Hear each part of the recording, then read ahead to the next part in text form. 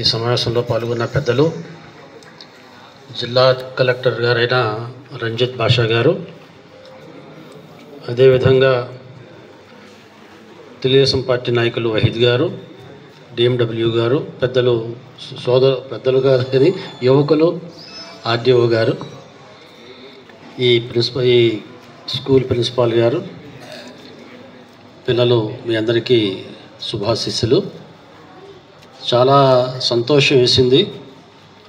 నేను ఇప్పటికీ 6 residential schools తిరిగా. మొత్తం మైనార్టీస్కి సంబంధించిన 12 రెసిడెన్షియల్ స్కూల్స్ ఉన్నాయి. అందులో 6 రెసిడెన్షియల్ స్కూల్స్ నేను విజిట్ చేశాను. 5 రెసిడెన్షియల్ స్కూల్స్లో చాలా బాధపడ్డాను.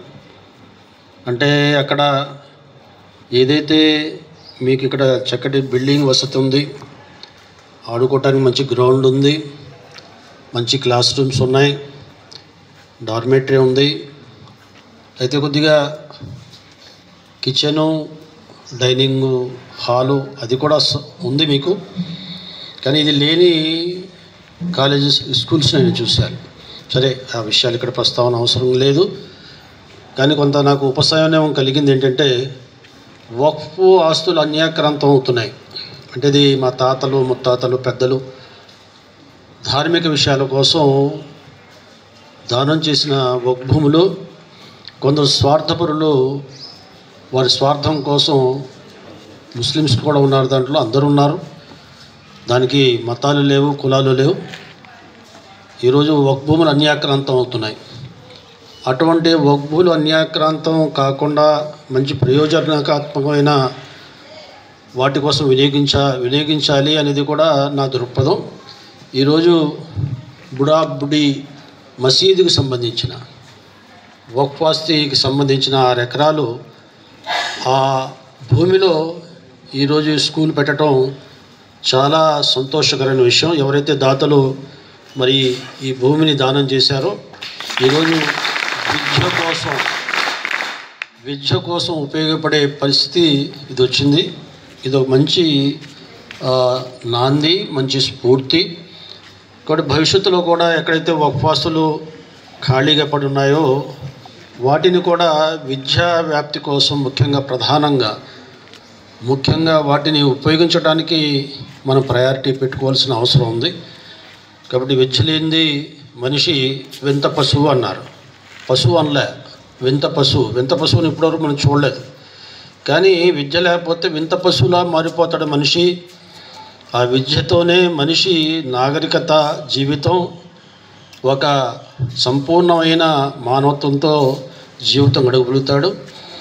కాబట్టి పిల్లలు వయసులో మీరు సరైన పేదరికం ఎవరికి కూడా ఇది శిక్ష కాదు.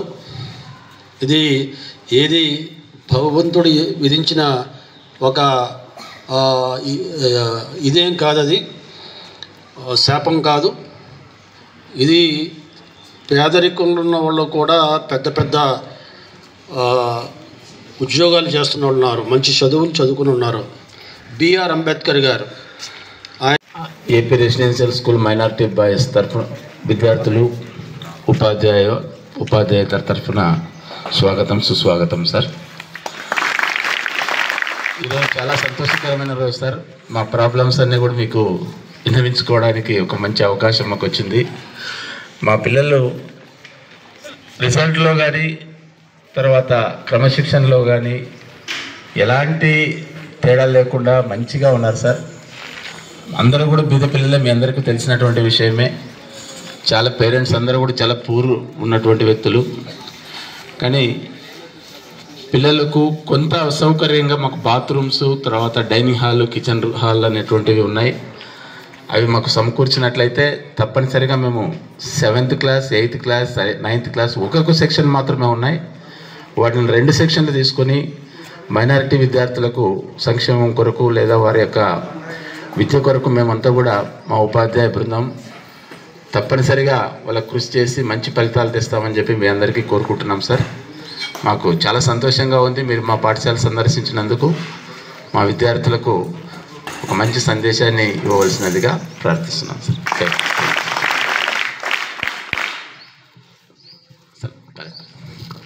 సరే, షరీఫ్ ఖాన్ సార్ గారు మాట్లాడవలసింది.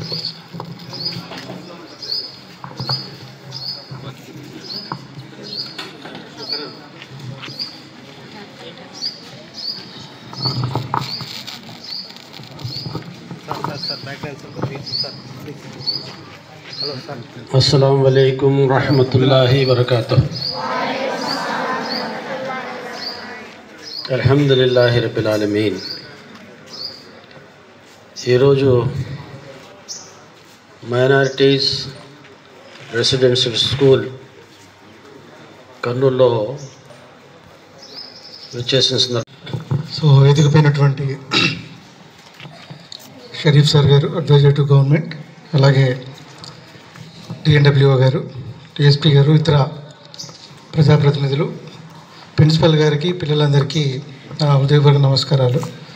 సో ఇప్పుడు మీ ప్రిన్సిపల్ గారు చెప్పినట్టుగా so 10th class 8th to 10th నేను కూడా రెసిడెన్షియల్ స్కూల్లో చదివాను. సో ఈ సిట్టింగ్ అరేంజ్మెంట్ చూస్తూ ఉంటే మేము కూడా ఇలాగే కూర్చునే వాళ్ళం అప్పుడు ఆ టైంలో 8th, 9th, 10th. సో ఈ స్కూల్లో ఇప్పుడు సార్ చెప్పినట్టుగా, అడ్వైజర్ గారు చెప్పినట్టుగా చాలా వరకు ఫెసిలిటీస్ ఉన్నాయి. ఫెసిలిటీ చూస్తే కనబడుతుంది, గ్రౌండ్స్ మిగతా అన్నీ ఉన్నాయి.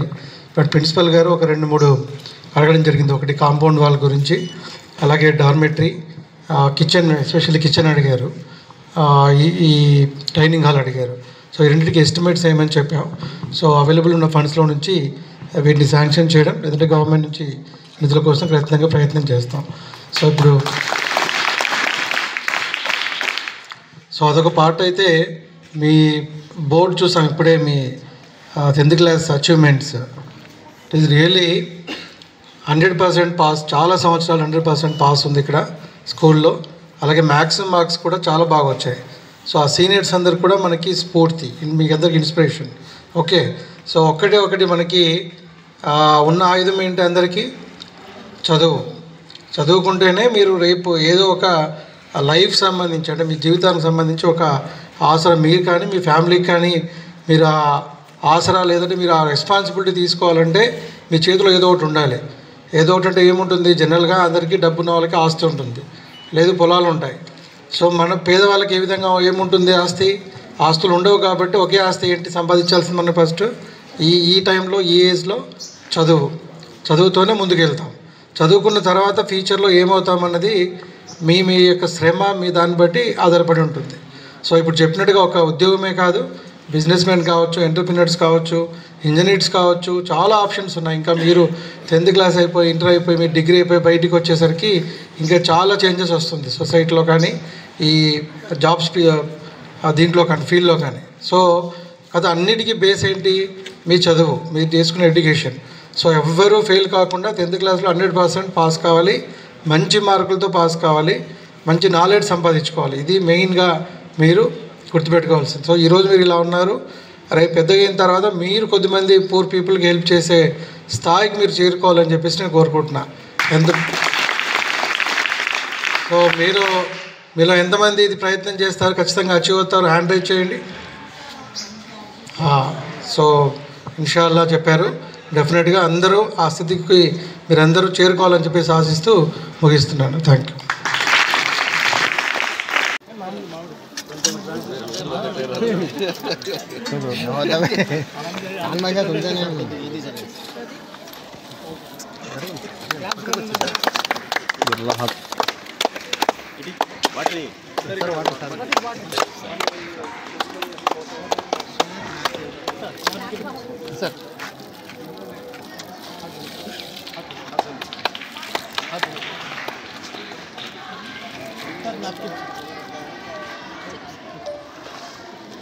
Thank you, sir. Thank you.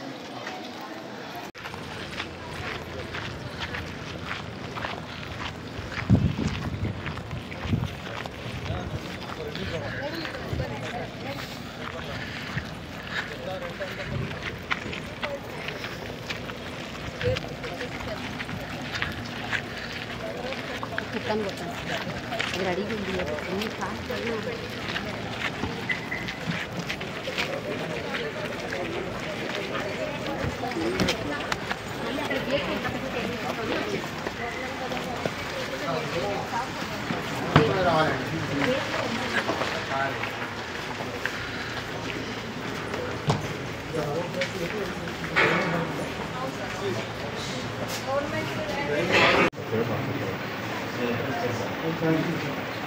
Main compound సబ్వేరే ఉంది సార్ ఇది ఎంత అంతా కూడా నైట్ టైము అందరూ కూడా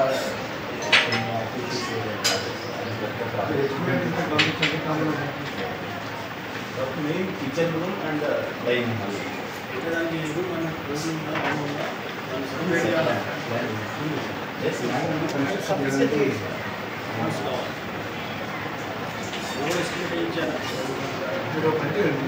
కాంపౌండ్ వర్క్ చేశాను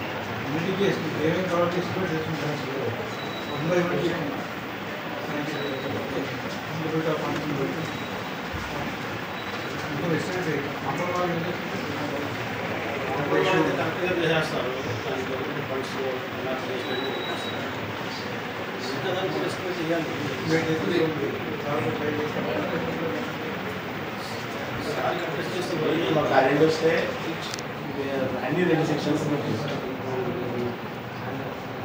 ఇక్కడ డిమాండ్ ఉంది సార్ బాగా డిమాండ్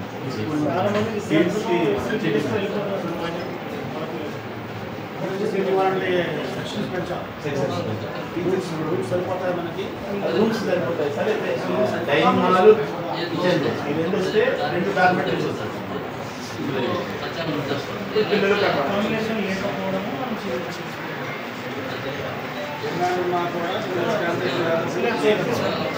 ఈసారి మా సెక్రటరీ గారు ఏం చేస్తావో ఒక సెక్షన్ కంపల్సరీ తీసుకోవాలి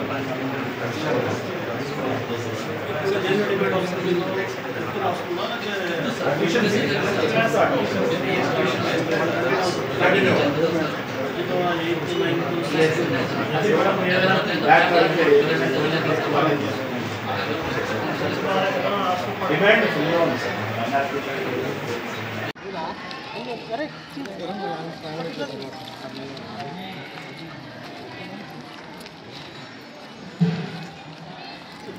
बोलते कंटिन्यू कुल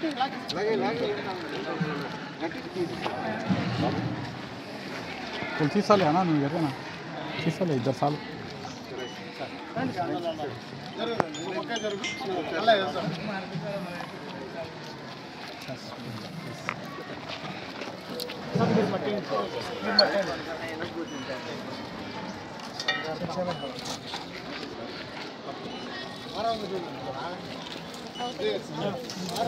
సార్ సార్ మీరు ఎక్కడికి జరగాలి సార్ సార్ మీరు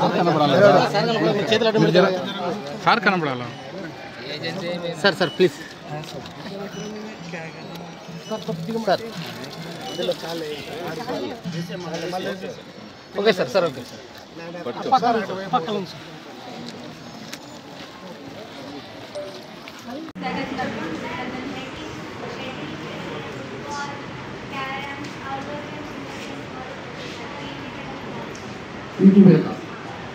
వెరీ గుడ్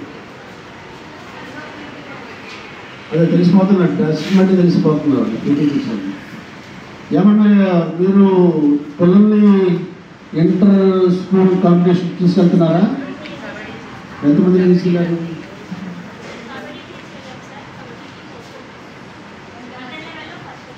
మండల్ లెవెల్లో ఫస్ట్ వచ్చారు మండల్ లెవెల్లో అంటే చిన్నది